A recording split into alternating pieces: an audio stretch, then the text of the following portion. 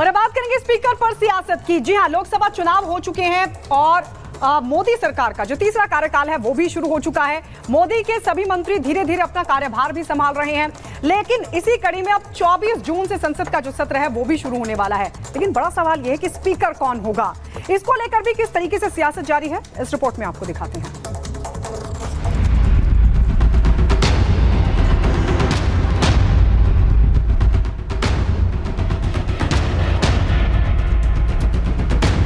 अगर नीतीश कुमार और चंद्रबाबू नायडू को अपनी पार्टी बचानी है तो उनको अपना स्पीकर बनाना ही होगा।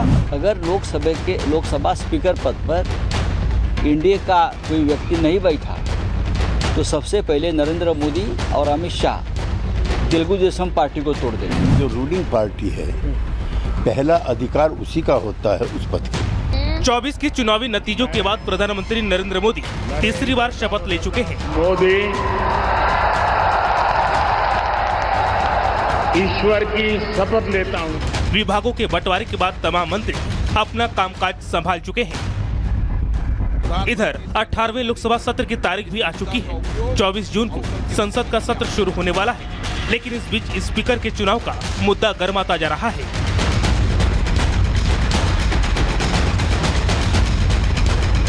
26 जून को लोकसभा के स्पीकर का चुनाव होना है। ऐसे में स्पीकर बीजेपी का कोई नेता होगा या फिर एनडीए के सहयोगी दलों का, इसे लेकर मंथन चल रहा है। रविवार को रक्षा मंत्री राजनाथ सिंह के घर पर एनडीए नेताओं की बड़ी बैठक हुई। इस बैठक में बीजेपी के राष्ट्रीय अध्यक्ष जेपी नड्डा के अलावा अश्विनी वैष्णव, किरण रिजिजू, ललन सिंह और चिराग पासवान मौजूद थे। सूत्रों की माने तो बैठक में लोकसभा स्पीकर और डिप्टी स्पीकर के चुनाव को लेकर रणनीति पर चर्चा हुई। इस बीच 24 के लोकसभा चुनाव में हार से बौखलाई इंडी गठबंधन अपनी सियासी खेल खेल रहा है। इंडिया गठबंधन ने एनडीए के सहयोगी को मोहरा बनाकर एनडीए के साथ सियासी चाल खेलने की कोशिश की है। कांग्रेस कह रही है कि अगर नीतीश कुमार और चंद्रबाबू नायडू को अपनी पार्टी बचानी है तो उनको अपना स्पीकर बनाना ही होगा। वहीं उद्धव ठाकरे गुट के नेता संजय राउत ने भड़काऊ बयान देते हुए कहा कि अगर एनडीए का लोकसभा स्पीकर नहीं बना तो टीडीपी जेडीयू टूट जाएगी।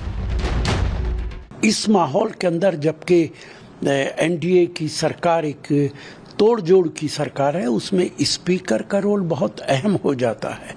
अगर नीतीश कुमार और चंद्रबाबू नायडू को अपनी पार्टी बचानी है तो उनको अपना स्पीकर बनाना ही होगा। हमने सुना है कि चंद्रबाबू नायडू जी ने लोकसभा का स्पीकर पद मांगा है, जो उनसे डील हुआ है। ये ठीक बात है चंद्रबाबू जी की। अगर लोकसभा स्पीकर पद पर एनडीए का कोई व्यक्ति नहीं बैठा तो सबसे पहले नरेंद्र मोदी और अमित शाह तेलुगु देशम पार्टी को तोड़ देंगे और ये काम शुरू कर दिया है। जनता दल यूनाइटेड नीतीश कुमार की पार्टी तोड़ देंगे। इन दोनों नेताओं के बयान पर जेडीयू ने पलटवार किया है। केसी त्यागी ने इंडी गठबंधन पर निशाना साधते हुए कहा कि लोकसभा स्पीकर पद पर पहला अधिकार सत्तारूढ़ दल का है। कि स्पीकर का पद सदन का सबसे ज्यादा मर्यादित पद होता है और जो रूलिंग पार्टी है पहला अधिकार उसी का होता है उस पद के। तो जो इंडी गठबंधन की जो मांग है या जो उनके बयान हैं वो आपत्तिजनक है। मौजूदा एनडीए सरकार में स्पीकर और डिप्टी स्पीकर पद के लिए 3 सबसे बड़े दल हैं। इसमें सबसे पहले नंबर पर तो बीजेपी ही है। दूसरे नंबर पर देखें तो नीतीश कुमार की जेडीयू, चंद्रबाबू नायडू की अगुवाई वाली टीडीपी है। अब इसमें से स्पीकर का पद किस दल के पास जाएगा, इसे लेकर आने वाले दिनों में स्थिति साफ हो जाएगी। Bureau report, Republic Bharat. और अब बात कांग्रेस की होगी। कांग्रेस लोकसभा चुनाव में भले ही मात खा चुकी हो, लेकिन पेट्रोल, पैसा, महंगाई, आरक्षण, ईवीएम, लगातार झूठ की फैक्ट्री कांग्रेस के धड़ल्ले से जारी है। अब नया झूठ कांग्रेस की तरफ से क्या बोला गया है, इस रिपोर्ट में आपको दिखाते हैं।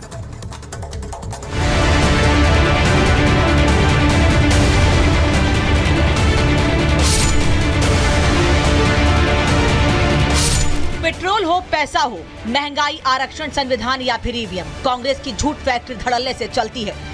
यह हमारा नहीं, बीजेपी का आरोप है, क्योंकि चुनाव बीत चुके हैं, नतीजे आ गए हैं, लेकिन राहुल गांधी हैं कि प्रचार मोड से बाहर ही नहीं निकल रहे हैं।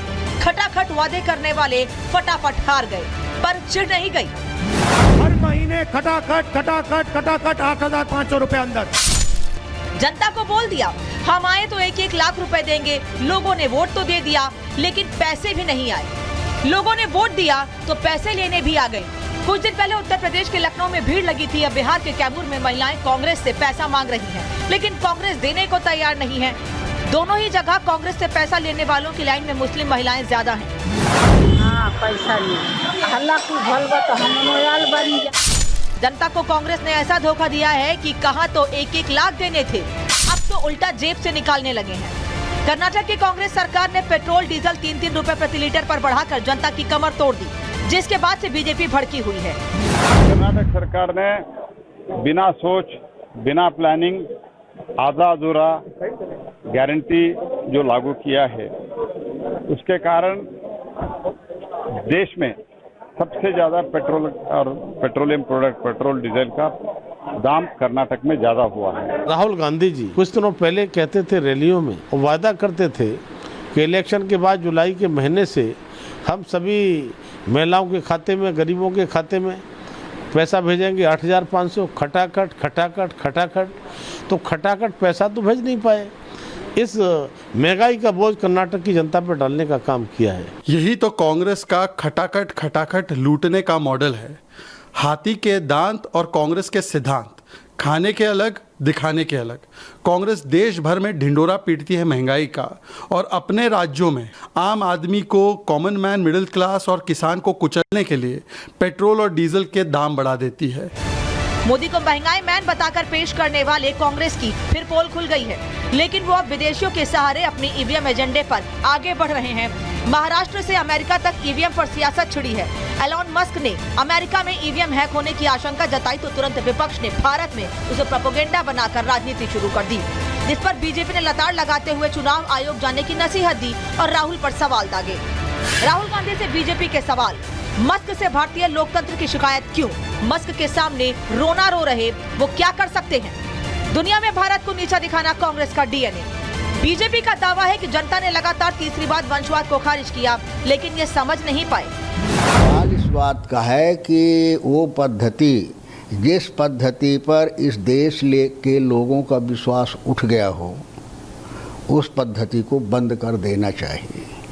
ईवीएम एक ऐसी पद्धति है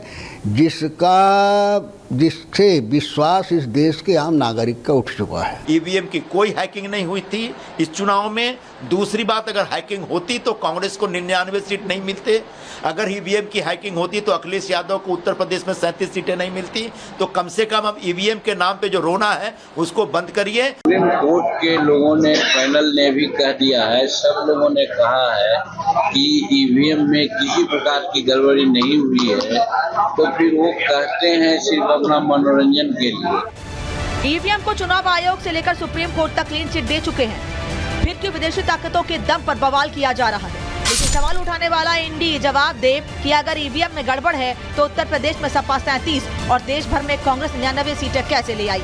4 जून से उत्सव मनाने वाले अब क्यों ईवीएम का राग अलाप रहे हैं? Bureau report, Republic Bharat.